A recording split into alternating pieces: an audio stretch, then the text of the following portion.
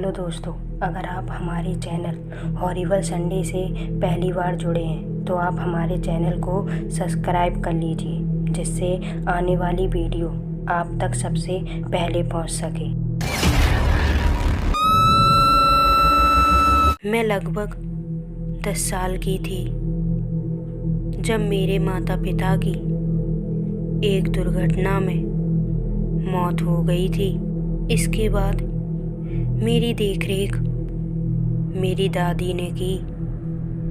मेरे माता पिता के बाद एक वो ही थी जो मेरा ख्याल रखती थी। मैं अपनी पढ़ाई के साथ साथ पार्ट टाइम जॉब भी करती थी, क्योंकि अपनी दादी के लिए मैं ही उनकी सब कुछ थी।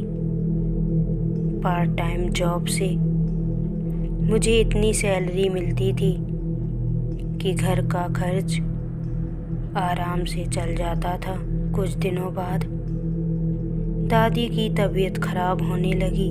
शायद उनमें अब और जीने की क्षमता नहीं बची थी। दिन पे दिन उनकी तबीयत बिगड़ती गई और एक दिन वो भी माँ पापा की तरह मुझे छोड़कर चली गई। मैं अब पूरी तरह से अकेली पड़ गई थी, लेकिन वक्त के साथ सब कुछ ठीक हो गया। मुझे अकेले रहने की आदत पड़ चुकी थी।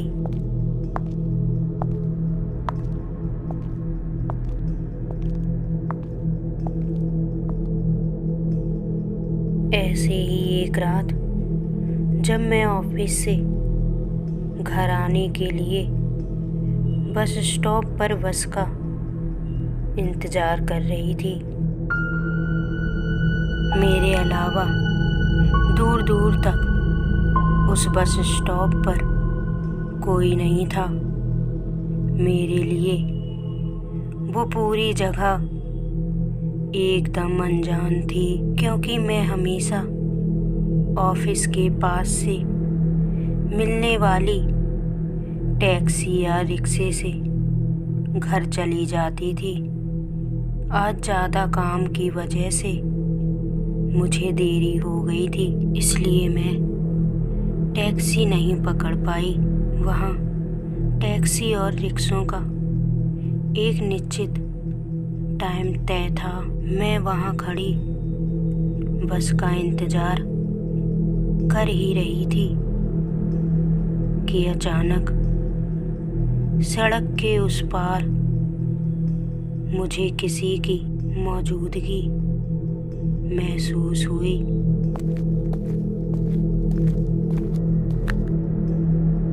ऐसा लग रहा था जैसे कोई धीरे धीरे कदमों से मेरी तरफ बढ़ता आ रहा हो। डर के कारण मेरी धड़कनें बढ़ती जा रही थी।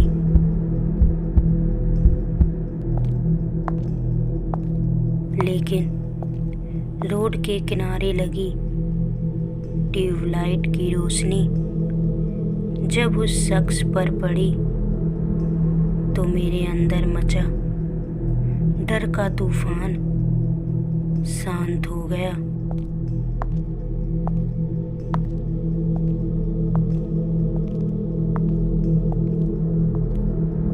वो एक औरत थी, शायद मेरी ही तरह बस का इंतजार कर रही थी, लेकिन उसकी वेशभूषा आम औरतों की तरह नहीं थी। उसने गहरे काले रंग की साड़ी पहन रखी थी। वो बिना कुछ बोले मेरे पास आकर खड़ी हो गई।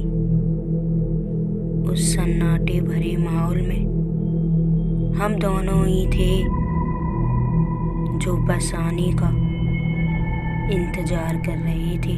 आप कहाँ जाएंगी? मैंने उस औरत से बात करने की कोशिश की, लेकिन उसने मेरी बात का कोई जवाब नहीं दिया। मैं भी चुपचाप वहाँ खड़ी हो गई। जब मेरी नज़र जमीन पर पड़ी तो मैंने वो देखा जिसे देखकर मेरी अंदर की आत्मा भी कांप गई।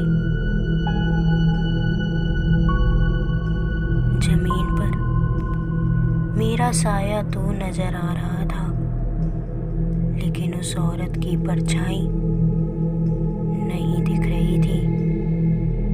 मैं समझ गई थी कि वो कोई इंसान नहीं है। डर की वजह से मेरा बुरा हाल हो रहा था। मुझ में अब हिम्मत नहीं थी कि मैं और थोड़ी देर वहाँ खड़ी रहूं।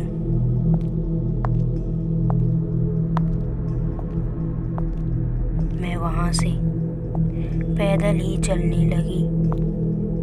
मैं जल्दी जल्दी अपने कदम बढ़ा रही थी। जब मैंने पीछे पलट के देखा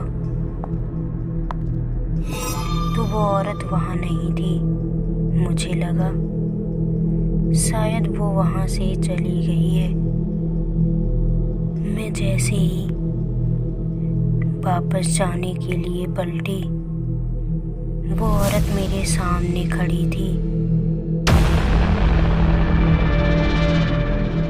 उसका पूरा शरीर खून से सना हुआ था। उसका चेहरा बहुत ही डरावना था। मैं दोबारा बस स्टॉप की तरफ भागने लगी।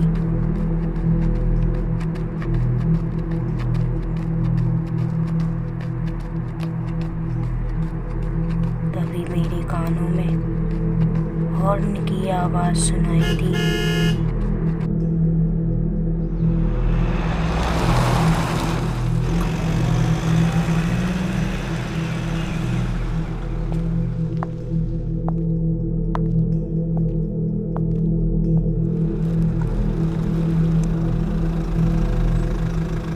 मैं घबराई सी जल्दी से बस में बैठ गई।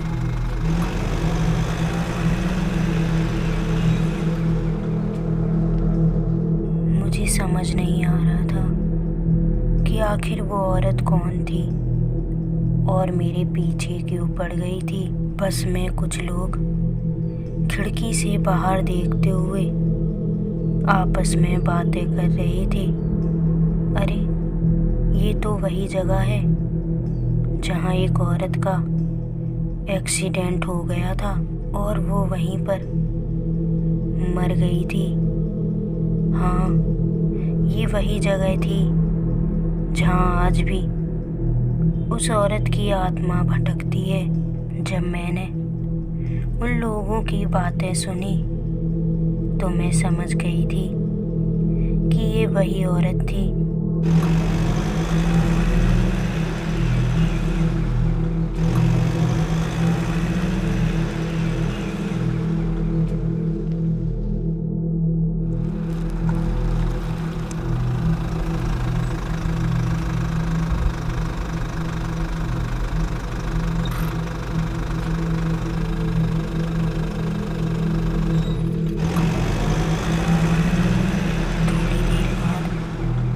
मैं अपने घर पहुंच गई।